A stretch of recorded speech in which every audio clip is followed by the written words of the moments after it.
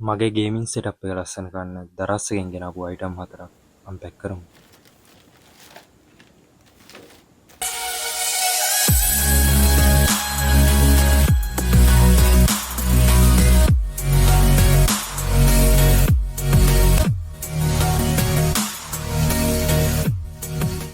Hello guys, welcome to SL Tech Karo YouTube channel.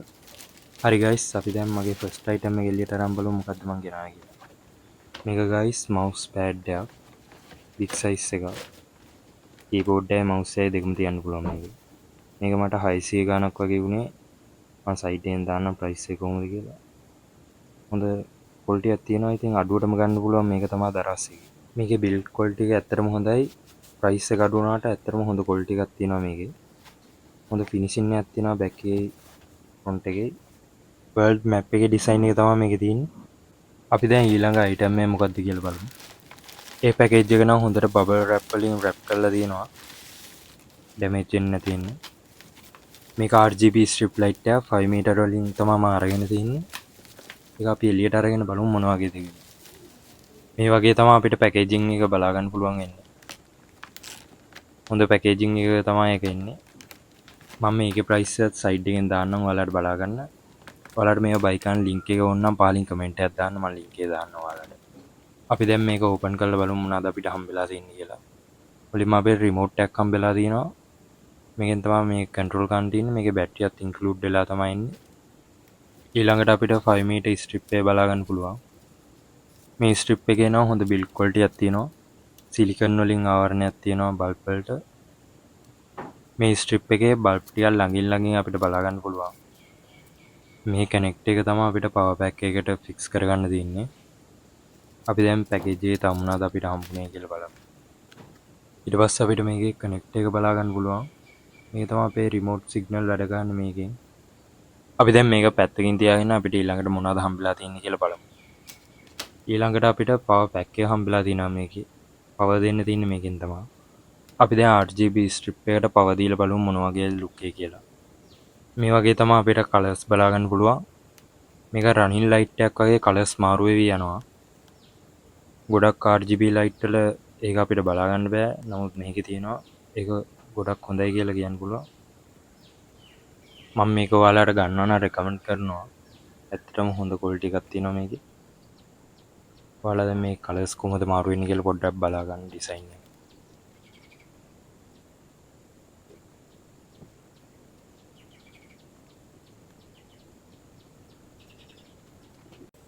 හරි guys ඊළඟට මම ගෙනල්ලා තියෙන දරස් එකෙන් වෝල් මවුන්ට් එකක්. මේ වෝල් මවුන්ට් එක යූස් කරලා අපිට මොන්ටර් එක වෝල් එකට සෙට් කරගන්න පුළුවන්. අපි දැන් මේක අන්පැක් කරලා බලමු මොන වගේද කියලා.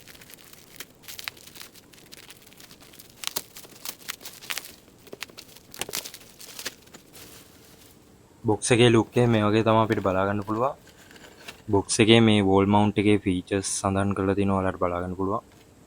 මේකේ ප්‍රයිස් එකත් මම සයිඩ් එකෙන් ස්ක්‍රීන්ෂොට් එකක් දාලා තියෙනවා ඔයාලට බලා ගන්න. මේ ප්‍රොඩක්ට් එකේ ලින්ක් එක ඕන නම් පහලින් කමෙන්ට් එකක් දාන්න. මම ඔයාලට ලින්ක් එක දාන්න. හරි අපි දැන් මේක බොක්ස් එකෙන් එළියට අරන් බලමු.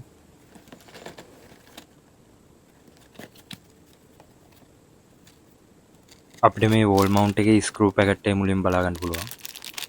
මේකේ අපිට සේරම ස්ක්‍රූස් ටික හම්බෙලා තිනවා. ඊළඟට අපිට වෝල් මවුන්ට් එක බලා ගන්න පුළුවන්. එච්චරයි මේ බොක්ස් එකේ අපිට හම්බෙන්නේ. මේ ප්‍රොඩක්ට් එකේ ක්වොලිටි එක හොඳයි. නම පොඩි අවුලක් තියෙනවා. මගේ අඟල් 23 මොන්ටර් එක මේකට ෆික්ස් කරාම ඒක පහළට බර දරා ගන්න බැරුව වගේ නැවෙන ගතියක් තියෙනවා. මම ඔයාලට ඒක වීඩියෝ එකක් දාන්න. මොන්ටරේ බැක් එකට මොකක් හරි ආධාරකයක් බිත්තියත් එක්ක කනෙක්ට් වෙන්න ෆික්ස් කරලා ඒක බැලන්ස් කරගන්න පුළුවන්. ඔයාලට මම රෙකමන්ඩ් කරන්නේ නැහැ හැබැයි මේක. හරි ගයිස් ඊළඟ පැකේජ් එක මොකක්ද කියලා අපි අන්පැක් කරලා බලමු.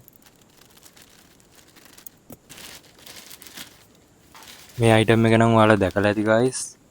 මොන්ටර් සෙටප් වල හැම ඉස්සරහින් මොන්ටරේ ඉස්සරහින් හැම තියලා තියෙනවා ඩිජිටල් ක්ලොක් එකක්. අපි ඒක බොක්ස් එකෙන් එළියට අරන් බලමු ලුක් එක කොහොමද කියලා. මම මේක ඕඩර් කරේ බ්ලැක් කලර් වලින්. ඔයාලා මේකේ වයිට් කලර් එකක් දැකලා ඇති. තවත් ගොඩක් පාට මේකේ තියෙනවා. යූසර් මැනුවල් එකක් හම්බෙලා තියෙනවා. මේකේ විස්තර ඔක්කොම මේකේ තියෙනවා. යූසර් මැනුවල් එකේ ඩීටේල්ස් ඔය වගේ තමයි අපිට බලා ගන්න පුළුවන්. අපි දැන් මේක පැත්තකින් තියාගෙන ඊළඟට අපිට මොනවද හම්බෙලා තියෙන්නේ කියලා බලමු. ඊළඟට අපිට මේකේ පවර් කනෙක්ට් එක හම්බෙලා තිනවා. මේකේ USB පෝට් එකක් තමයි තියෙන්නේ.